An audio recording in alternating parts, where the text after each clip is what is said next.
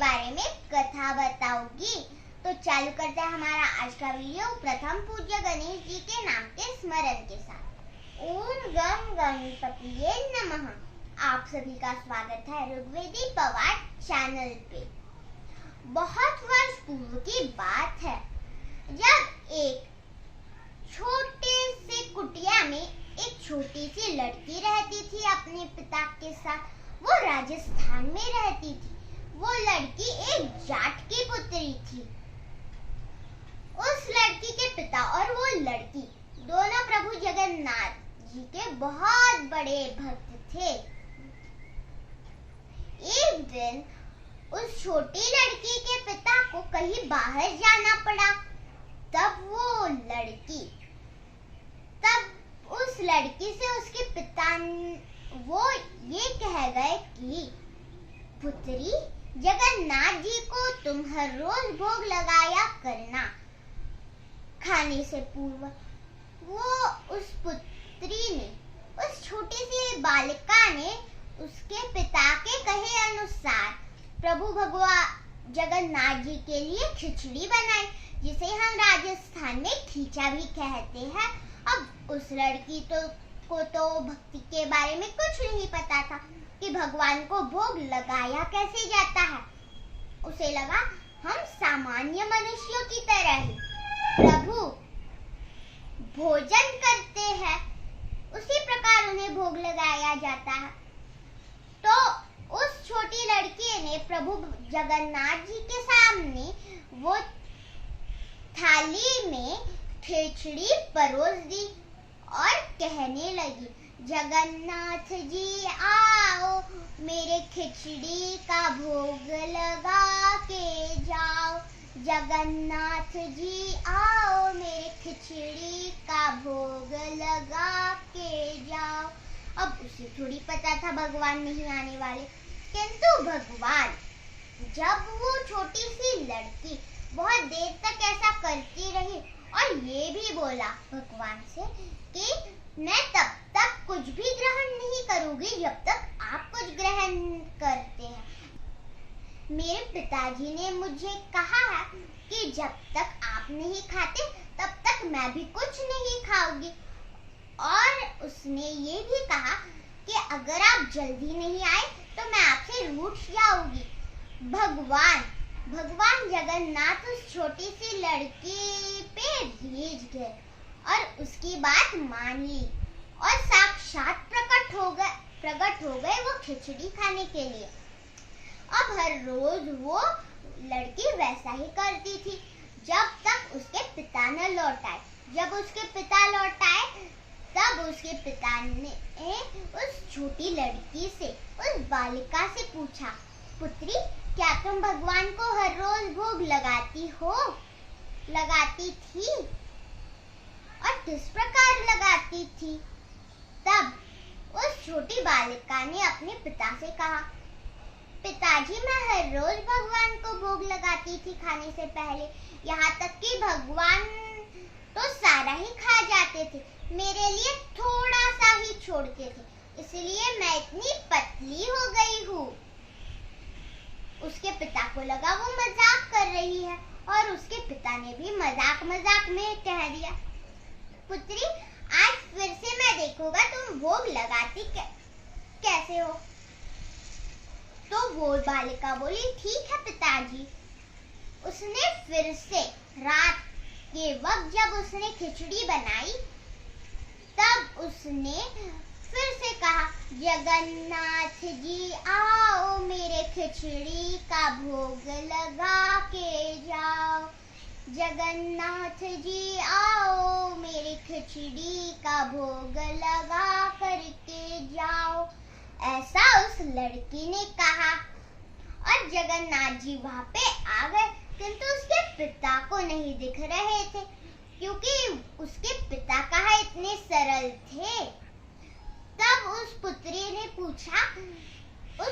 ने अपने पिता से कहा, पिताजी देखिए, भगवान यहाँ पे खा रहे हैं, किंतु उसके पिता को वो नहीं दिख रहे थे। उसके पिता ने अपनी पुत्री से कहा, मुझे तो नहीं दिख रहे हैं भगवान, तब उस बालिका ने प्रभु जगन्नाथ जी से कहा, क्यों प्रभु, आप नहीं क्या दिख रहे हैं मेरे पिताजी को? प्रभु ने उससे कहा कि तुम्हारे पिता मेरे इतने सरल साधे थोड़ी है तुम्हारी जितनी। तब कर्माबाई ने ये अपने पिता से कहा कि जगन्नाथ जी ने बोला है आप मेरे जैसे सरल नहीं है, इसलिए वो आपको नहीं दिख रहे। तब उसके पिता रोए और अपनी पुत्री के चरण स्पर्श कर लिए। उस बालिका ने भी भगवान से कहा, प्रभु दिख जाइए ना मेरे पिताजी को। और भगवान करुणा निधि जगन्नाथ जी उसके पिता को दिख गए,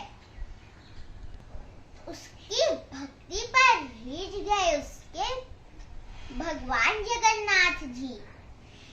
अब जब उस छोटी बालिका के पिता का अंत हुआ, तब वो जगन्नाथपुरी को चली गई रहने के लिए।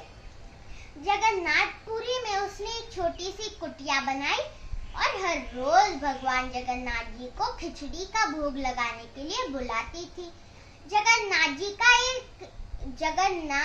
जी के धाम जगन्नाथपुरी का एक नियम था कि हर रोज 12 बजते ही घंटा बजा देते थे और प्रभु का महाभोग प्रस्तुत करते थे प्रभु जगन्नाथ जी के सामने। और भगवान जगन्नाथ जी 11 बजे तक वहां पे कर्माबाई के पास पहुंच जाते और उस कर्माबाई अपनी गोद में भगवान को बैठाकर खिचड़ी खिलाया करती थी। कभी कभी कर्माबाई बिना नहाए ही खिचड़ी बना देती और भगवान को बुला लेती।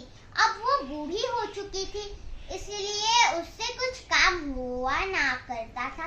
इस कारण से वो भगवान को वैसे ही बुलाया करती थी और भगवान भी उसके हाथों से ही खाया करते थे।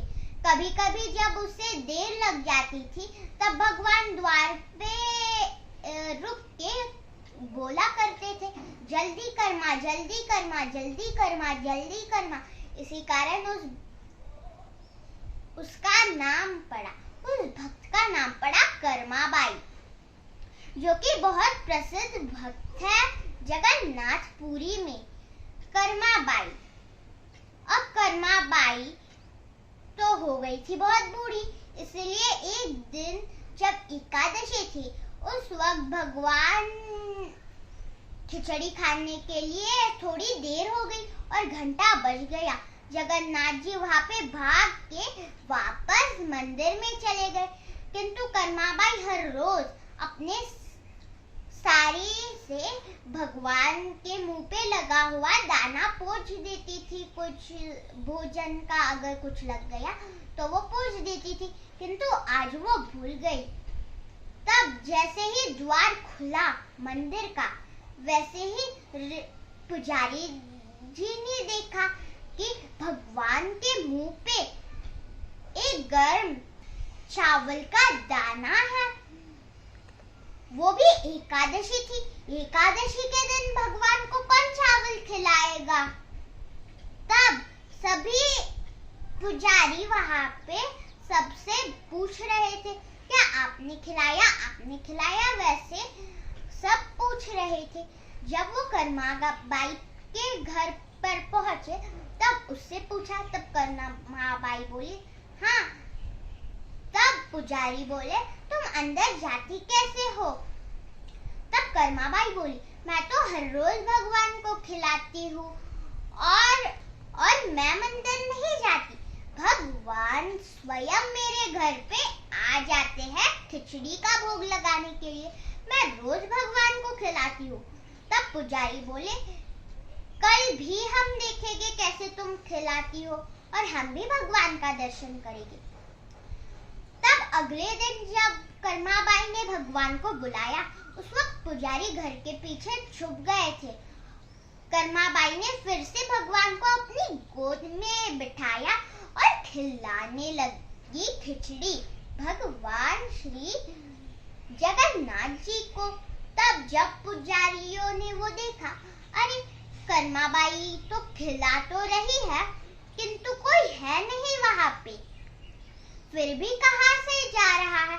तब सभी पुजारी आए और कर्माबाई से पूछा, अरे कर्माबाई तुम खिला किसे रही हो और ये जा कहां रहा है। तब कर्माबाई बोली, दिखता नहीं है क्या, भगवान को खिला रही हूँ मैं, ये रहे भगवान, क्या तुम्हें दिख नहीं रहे। तब पुजारियों ने कहा, नहीं हमें भगवान नहीं दिख रहे। तब कर्माबाई ने भगवान से पूछा, क्यों भगवान आप इन्हें क्यों नहीं दिख रहे। तब भगवान बोले कि वो सभी साधु संत तुम्हारी तरह सीधे सरल साधे थोड़ी है,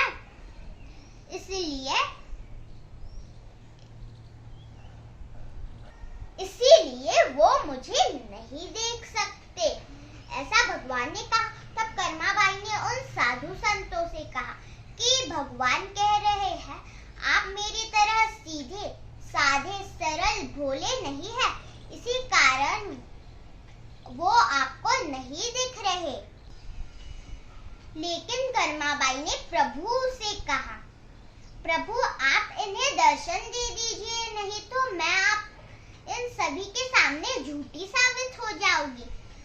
तब प्रभु श्री जगन्नाथ जी ने सभी पुजारियों को दर्शन दे दिया। आज